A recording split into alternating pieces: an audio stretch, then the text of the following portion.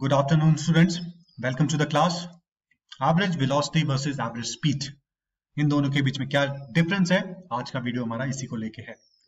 एक एग्जांपल से स्टार्ट करते हैं। आज अनिका का स्कूल हॉलीडे है, तो वो अपने फ्रेंड से मिलने का प्लान करती है। She starts at 9 o'clock.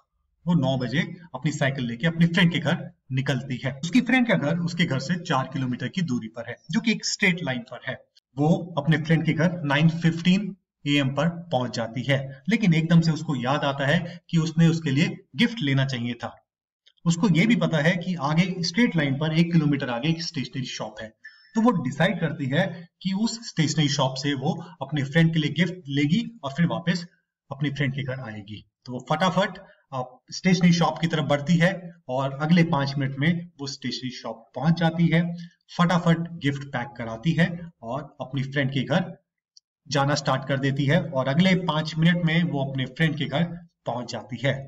तो इस तरीके से वो अपने फ्रेंड के घर पहुंचती है, उसे गिफ्ट देती है और वो अच्छे से अपना दिन स्पेंड करते हैं।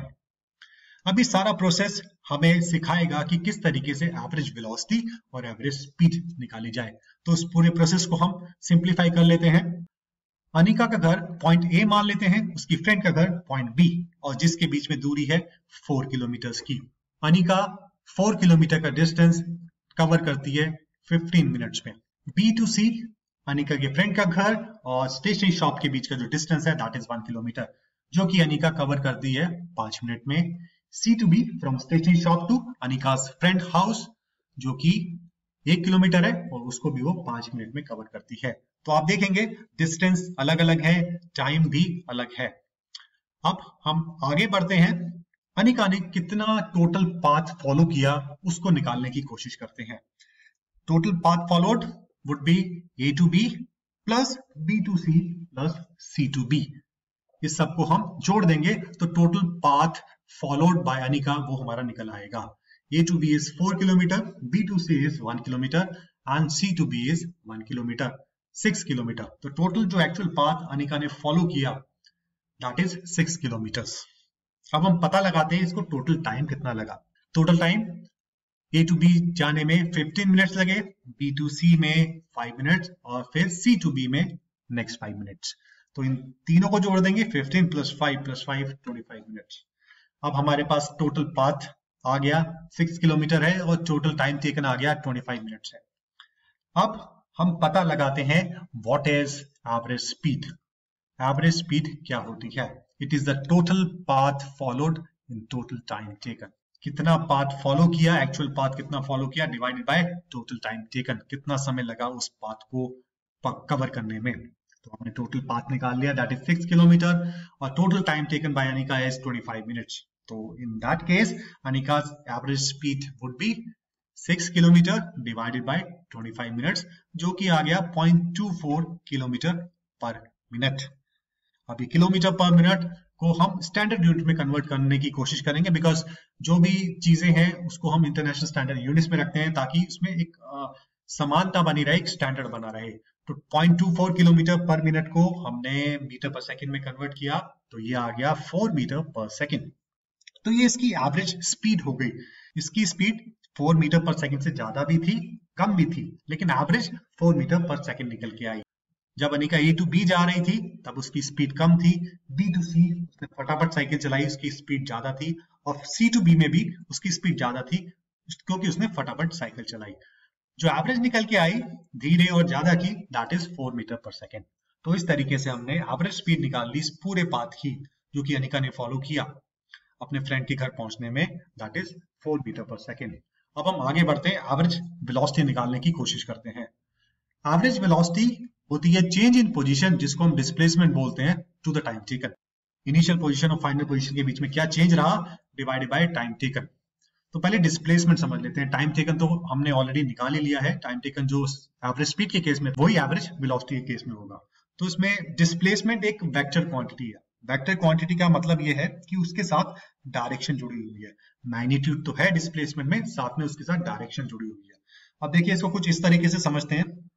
A to B जब वो लेफ्ट टू राइट जा रही है अनिका, फॉरवर्ड, इसको मैं फॉरवर्ड डायरेक्शन ले लेता हूँ, इसको मैं पॉजिटिव डायरेक्शन, पॉजिटिव इसको असाइन कर देता हूँ। सिमिलरली बी टू सी भी वो लेफ्ट टू राइट जा रही है, इसको भी मैंने पॉजिटिव डायरेक्शन असाइन कर दिया। लेकिन जब वो सी टू बी स्टेशनरी शॉप से अपने फ्रेंड के घर की तरफ जा रही है तब उसकी डायरेक्शन ऑपोजिट हो गई, राइट से लेफ्ट हो गई, तो उसको मैंने नेगेटिव से रिप्रेजेंट कर दिया। तो अब A to B is +4 kilometre, B to C is +1 kilometre and C to B is -1 kilometre. +4 +1 -1, देखिए इसमें मैग्नीट्यूड भी है और डायरेक्शन भी है। अब ये जो वैल्यूज आई हैं इनको हम ऐड कर देंगे तो हमारे पास डिस्प्लेसमेंट आ जाएगी 4 किलोमीटर +1 किलोमीटर -1 किलोमीटर, 4 किलोमीटर। जो डिस्प्लेसमेंट आई वो 4 किलोमीटर आई। तो इस तरीके से हम डिस्प्लेसमेंट निकालते हैं। दूसरी बात ये है, ये इनिशियल और फाइनल पोजीशन पे डिपेंड करती है। देखिए अनिका की इनिशियल पोजीशन थी पॉइंट ए जब वो उसका घर से स्टार्ट करती है, और फाइनल पोजीशन थी उसकी फ्रेंड का घर पॉइंट बी। इसके बीच में जो शॉर्टेस्ट पॉसिबल डिस्टेंस था दैट इज 4 किलोमीटर।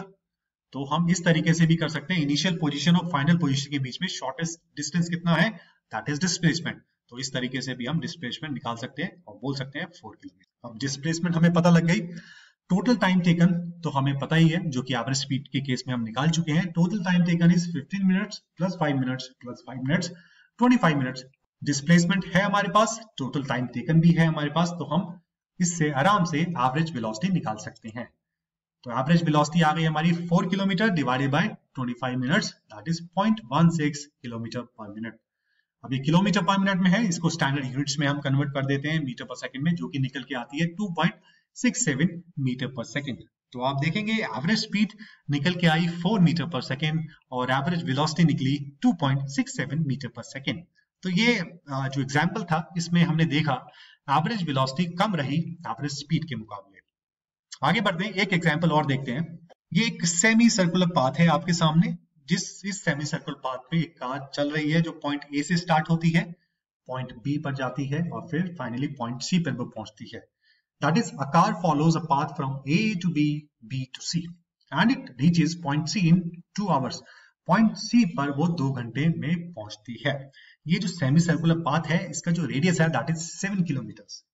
अब ये जो सिनेरियो है एग्जांपल हमारे सामने, इसके बेस पे हमें पता लगाना है एवरेज स्पीड क्या होगी और एवरेज वेलोसिटी क्या होगी कार की। तो सबसे पहले एवरेज स्पीड निकालते हैं। एवरेज स्पीड हमें पता है, इसका फॉर्मूला है total path divided by total time taken. Time taken example में दिया हुआ है, it is 2 hours. Path followed is A B C, ये एक सेमी सर्कुलर पाथ है, ये इसकी लेंथ होगी पाई आर। जब सर्कल होता है उसका पूरा जो सर्कमफेरेंस है दैट इज 2 पाई आर, ये उसका आधा है, तो जो उसकी आउटर पेरिफेरी है वो हो गई पाई आर। पाई की वैल्यू 22/7 इंटू 7, रेडियस 7 किलोमीटर। तो एक आया सॉल्व करके 22 किलोमीटर। ए से बी, बी से सी, ये पूरी लेंथ आ गई 22 किलोमीटर। अब एवरेज स्पीड आ जाएगी total path, actual path followed by the car divided by time taken, जो कि आ गया 22 kilometre divided by 2 hours, 11 kilometre per hour. Metre per second में मैंने कन्वर्ट कर दिया, 3.05 मीटर पर सेकंड आ गया।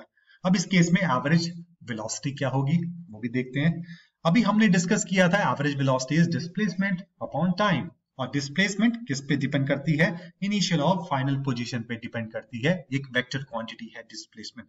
डिस्प्लेसमेंट वेक्टर क्वांटिटी है तो ऑब्वियसली एवरेज वेलोसिटी भी वेक्टर क्वांटिटी हो जाएगी।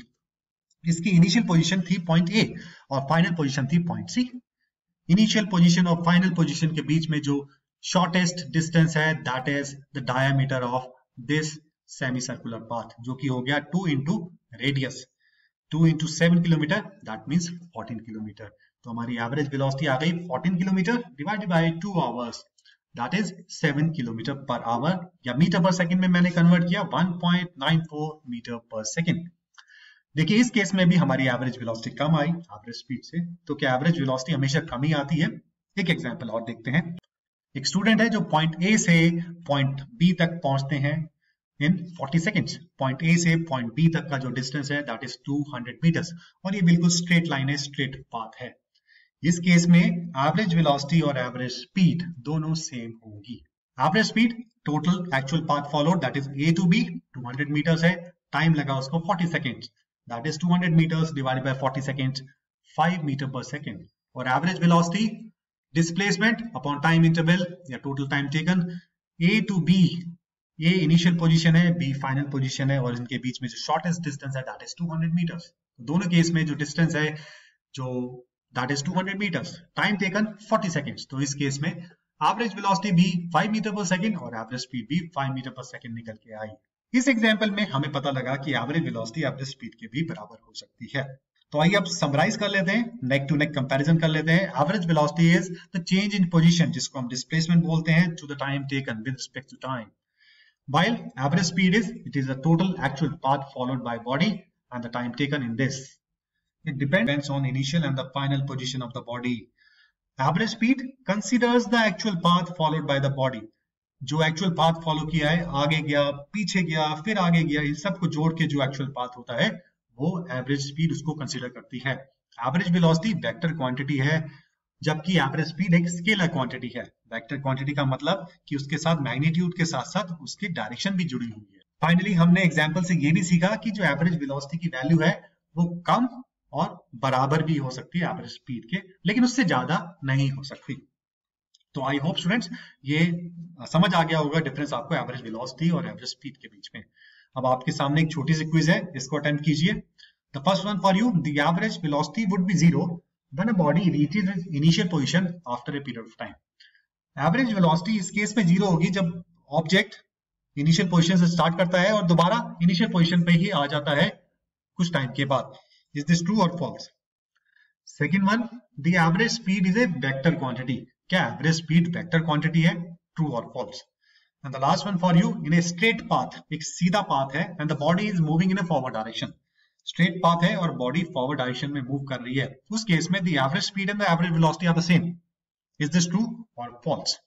And your time starts now.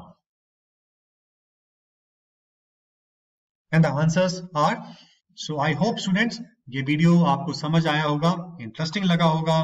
क्या डिफरेंस है एवरेज वेलोसिटी के और एवरेज स्पीड के बीच में, ये भी समझ आया होगा। तो अगर आपको ये वीडियो इंटरेस्टिंग लगा है तो अपने दोस्तों के साथ शेयर कीजिए। मैं दोबारा मिलूंगा आपको किसी और इंटरेस्टिंग वीडियो के साथ। Till then, goodbye, thank you very much and have a nice day.